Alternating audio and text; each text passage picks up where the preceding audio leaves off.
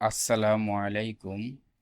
যাদের খামারের broiler, layer, সোনালী যে কোনো ধরনের মুরগির ওজন বাড়াতে ব্যবহার করতে পারেন রেনা ডব্লিউএস টিকার সময় গরম গরম অথবা শীতের সময় ঠোঁট কাটার পর কৃমিনাশক প্রয়োগ, অন্যান্য রোগের চিকিৎসা চলাকালীন ব্যবহার করতে পারেন।